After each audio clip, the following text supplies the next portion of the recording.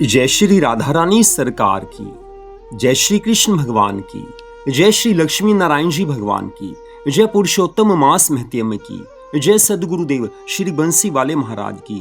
पुरुषोत्तम मास महत्यम के पहले अध्याय की परम सुंदर कथा आज हम आपको सुनाने जा रहे हैं। जिस प्रकार हमारे हिंदू धर्म में कार्तिक मास का विशेष महत्व बताया गया है, माघ मास का, श्रावण मास का और वैशाख मास का विशेष महत्व बताया गया है, ठीक ऐसे ही हमारे हिंदू धर्म ग्रंथों में पुरुषोत्तम मास का, जिसे अधिक मास भी कहते हैं, मल मास भी कहते हैं, इसका महत्व बताया गया है।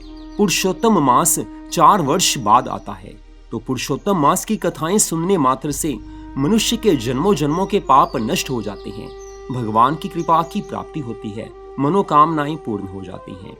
तो इस वर्ष 2026 में पुरुषोत्तम मास 17 मई दिन रविवार से लेकर 15 जून दिन सोमवार तक चलेगा।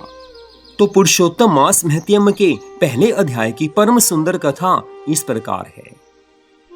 एक समय की बात है, बहुत से ऋषि मुनिजन और उनके शिष्य नैमिषारण्य तीर्थ में जाकर यज्ञ करने में तत्पर थे।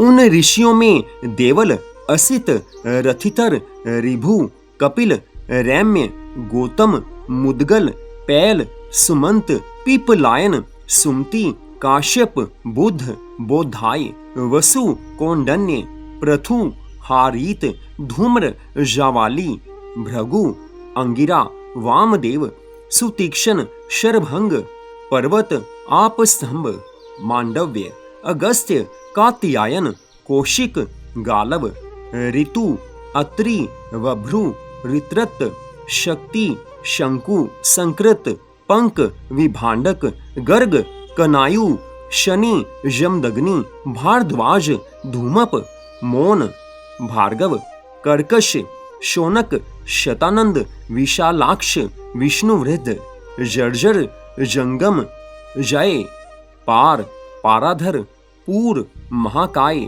जैमिनी, महाग्राव, महाभाहु, महोदर, महाबल, उद्धालक, महासन, आर्त, आमलक, प्रिया, उधर्व बाहु, उधर्व पाद, एक पाद, ऋभु, शांडीर, करुण, काल, कैवल्य, कलाधर, श्वेत बाहु, रोमपाद, कक्तु, कलाग्नि, रुक्तग, श्वेताश्वतर, शरभंग, पृथश्रवा, दूधर, उग्रशील, जलाशी, पिंगल आदि ब्रह्मनिष्ठ और वेद पाठी ऋषि अपने अपने शिष्यों सहित एकत्रित हुए हैं।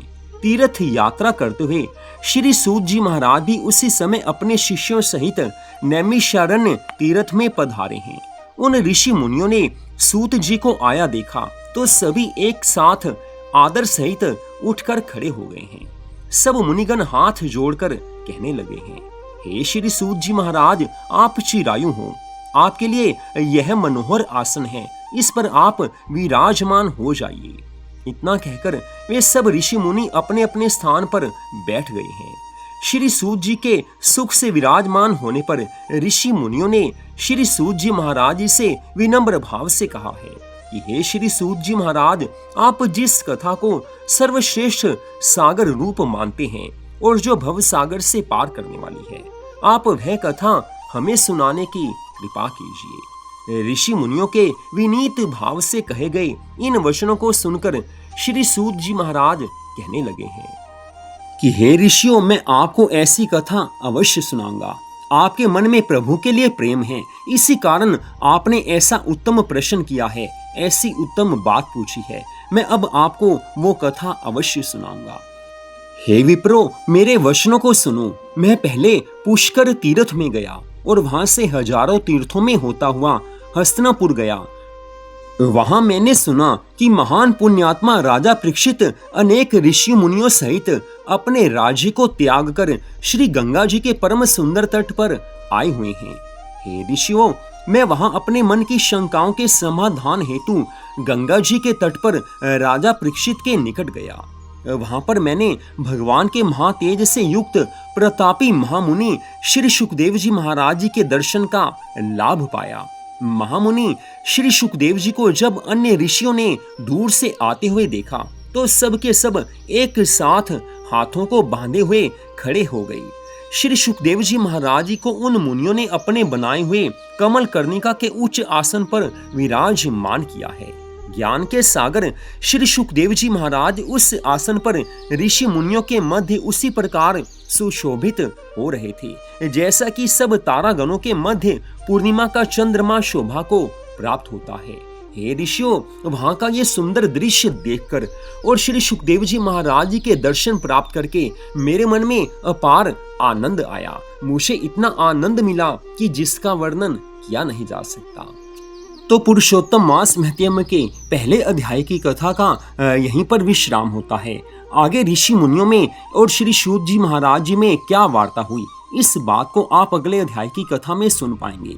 पुरुषोत्तम मास की ये कथाएं भगवान से प्रेम करना सिखाती हैं, भगवान की भक्ति कैसे की जाती है ये सिखाती हैं, और इन कथाओं को सुनने मात्र से पिछले सभी जन्मों के पाप नष्ट हो जाते हैं, प्रभु चरणों में प्रेम उत्पन्न हो जाता है और मनुष्य मात्र की मनोकामनाएं पूरी होने लगती हैं। संसार में जो काम रुके हों वो बनने आरंभ हो जाते हैं और मन प्रभु चरणों में लीन हो जाता है, और सबसे बढ़कर भगवान के चरणों में मन लग जाता है, जिसके फल स्वरूप सुख शांति आनंद की प्राप्ति होती है। तो इन कथाओं को प्रतिदिन अवश्य सुने। जय श्री राधा रानी सरकार की, जय श्री कृष्ण भगवान की, जय श्री लक्ष्मी नारायण जी भगवान की, जय पुरुषोत्तम मास महत्म की, जय सदगुरुदेव श्री बंसी वाले महाराज की। जय जय श्री राधे, जय जय श्री राधे, जय जय श्री राधे श्याम।